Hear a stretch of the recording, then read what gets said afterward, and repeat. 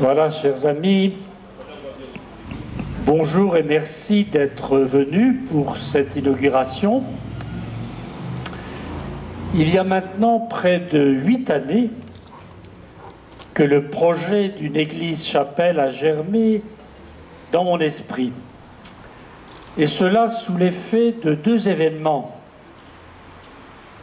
La détérioration de la chapelle Saint-Libert d'une part, et l'implantation sur le quartier Montconseil d'une nouvelle et importante zone d'habitation qui, en quelque sorte, a déplacé le centre de gravité des populations du nord-est de Tours. J'ai partagé bien sûr mon questionnement avec les membres du conseil épiscopal d'abord, puis avec les prêtres de la paroisse Saint-Sauveur. L'idée a fait son chemin, les membres de l'équipe d'animation pastorale ont été associés à notre réflexion.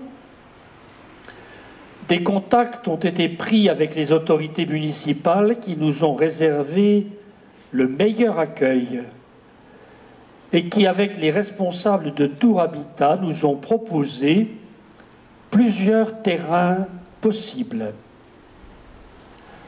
Le choix final, évidemment, s'est porté sur l'endroit où nous sommes réunis cet après-midi. Je connaissais la réputation de Jean-Marie Dutilleul et de son équipe dans la construction, j'oserais dire, des lieux importants de passage, comme les gares en France, mais aussi en Chine et ailleurs. Mais je connaissais aussi son intérêt et sa recherche sur l'espace liturgique. Je savais que le cardinal Lustiger l'avait sollicité pour aménager l'hippodrome de Longchamp à l'occasion des Journées mondiales de la jeunesse organisées à Paris en août 1997. Je connaissais son implication dans le réaménagement du chœur de Notre-Dame de Paris, de celui de la cathédrale de Strasbourg, la construction de l'église Saint-François de Molitor, la réorganisation complète de la chapelle des religieuses dites de la Pelouse, à la limite des cantons de Vaud et du Valais en Suisse. Et je trouvais en ces réalisations une connivence avec ce goût qui m'habitait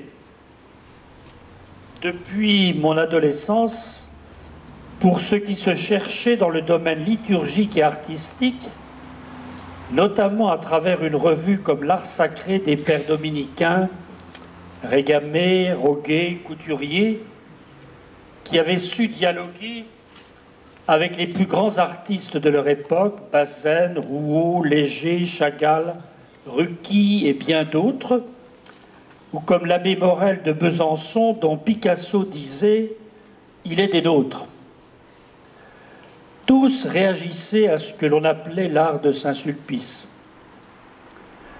Rencontrant Jean-Marie lors de la gestation, si je puis dire, de son énorme projet devenu réalisation de réhabilitation d'une partie des locaux de l'Institut catholique de Paris et de la création d'un amphithéâtre souterrain, mon audace a été de solliciter son concours. Audace dont je puis dire qu'elle est récompensée. Merci à vous, Jean-Marie, d'avoir accepté de travailler à l'élaboration de cette belle œuvre. Merci à toute votre équipe et en particulier à votre fils Jean-Baptiste qui a suivi de près la réalisation de ce chantier et à monsieur Régis Lame. Je tiens à remercier toutes les entreprises et leurs équipes qui ont travaillé avec beaucoup de cœur. Équipe dont j'ai senti la joie de collaborer à l'édification d'un ouvrage peu commun dont la beauté les touchait. Il me faut remercier les élus successifs de notre commune qui ont accueilli notre projet et qui l'ont tous soutenu.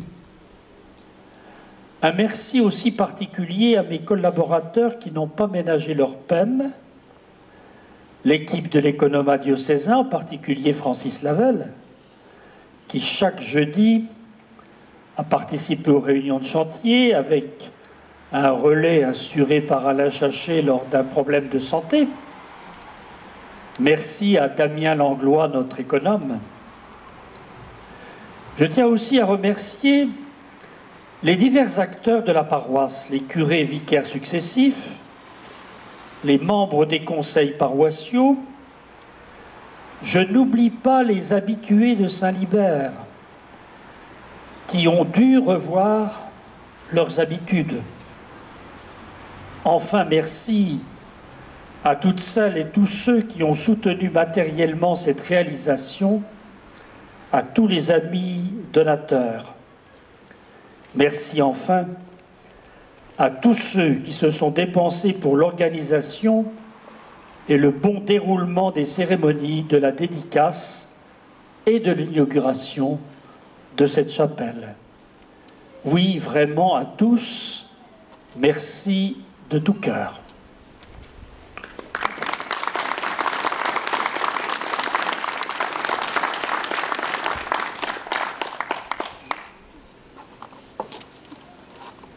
Monseigneur, je vous remercie de nous avoir associés à cette inauguration. Ça nous touche beaucoup.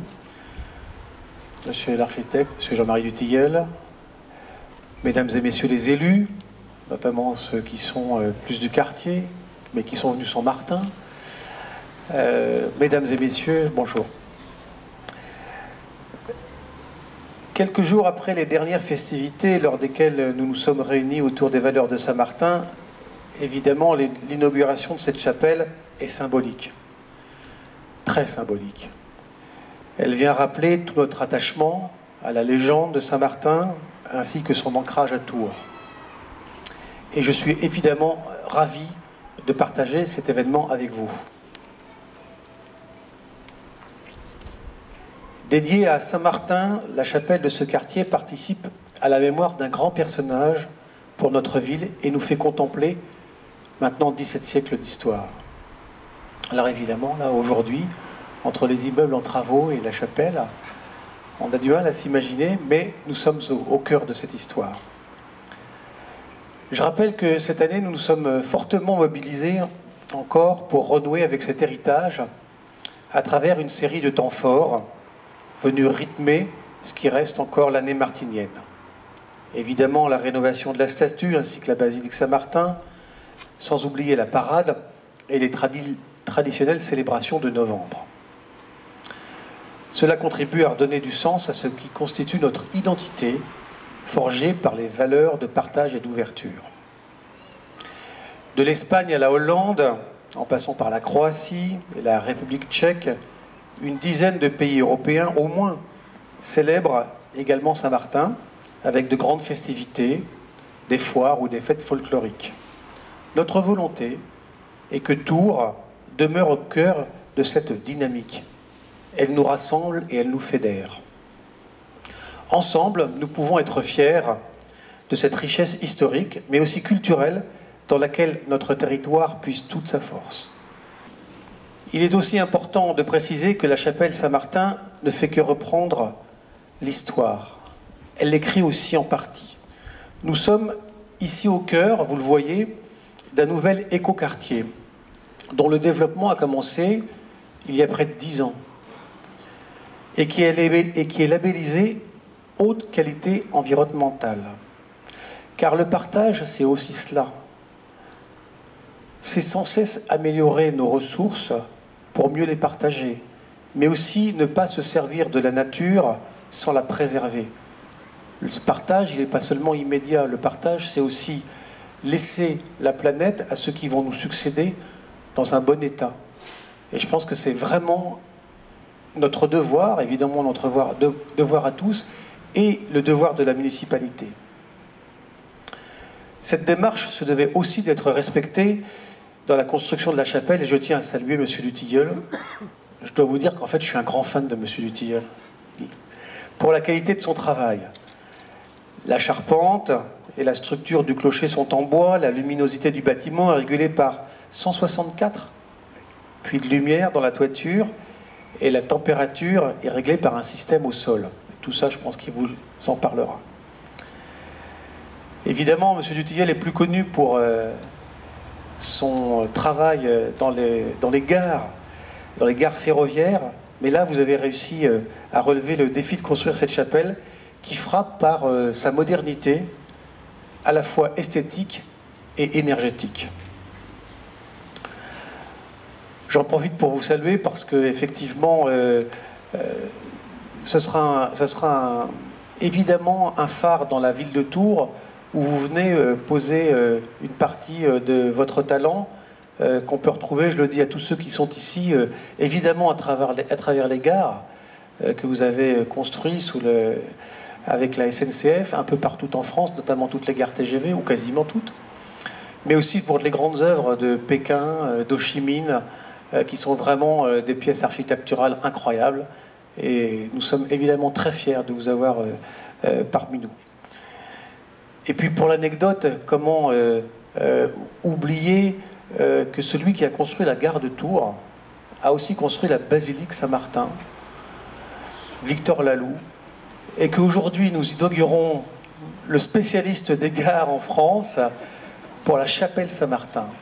Franchement, alors là, Monseigneur, je ne sais pas si c'était votre idée initiale, mais c'est particulièrement réussi et je vous en remercie.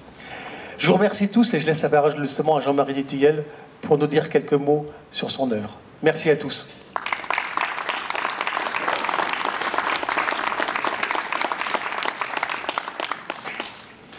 Merci, Monseigneur, merci, Monsieur le maire, de vos paroles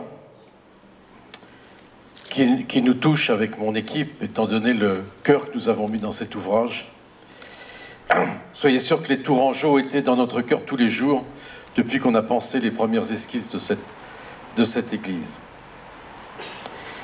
Il y a sur le toit de cette église une multitude de petits bardeaux de châtaigniers qui viennent juste un peu au nord de la Sarthe. Une multitude de petits bardeaux, mais un seul toit. Il y a autour de cette église plusieurs dizaines de pierres dressées, mais il n'y a qu'une seule paroi. Et de la même façon, lorsque se réuniront sous ce toit et au milieu de ces pierres des dizaines d'hommes et de femmes, ils ne formeront qu'un seul corps. Ils se réuniront de part et d'autre de l'axe de l'édifice que vous découvrirez lorsqu'on ouvrira cette porte, un axe qui va du baptistère à l'entrée jusqu'à la croix de gloire, le signe du crucifié ressuscité tout au bout du chemin. Ce chemin qui, depuis l'entrée dans la vie du Christ par le baptême, conduit avec lui dans l'éternité.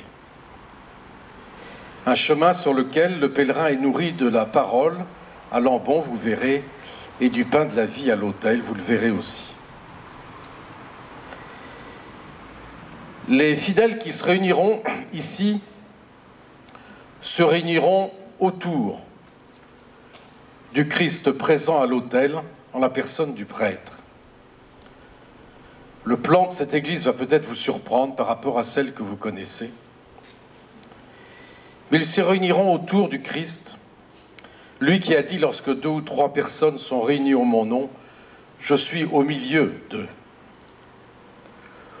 Au milieu d'eux, ça veut dire qu'on ne peut pas voir le Christ sans voir l'autre qui est derrière lui, et qu'on ne peut pas voir l'autre, son frère, sans voir le Christ qui est devant lui. Et ainsi, ici, les gens apprendront à se regarder. Ils se réuniront soudés par un regard d'amour qu'ils porteront les uns sur les autres, à la manière dont le Christ pose son regard sur chacun d'eux.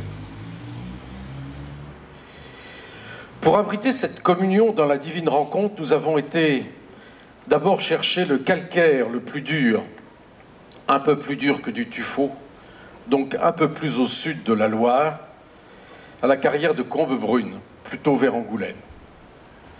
Il fallait bien supporter l'édifice. Nous avons taillé 39 blocs que nous avons disposés en 2 demi-cercles autour de l'Assemblée. Des blocs profonds pour guider la lumière en douceur vers le centre de l'édifice. Vous verrez en entrant, les blocs sont assez longs pour que nous ne voyons pas tout de suite les fenêtres et que la lumière glisse doucement vers le centre. Et puis sur ces blocs, on a posé une charpente permettant de dresser 2 parois toriques se rejoignant pour constituer la toiture. Ces parois sont percées de 164 petites fenêtres qui captent la moindre lueur du jour, le moindre rayon de soleil, pour le faire rebondir à l'intérieur.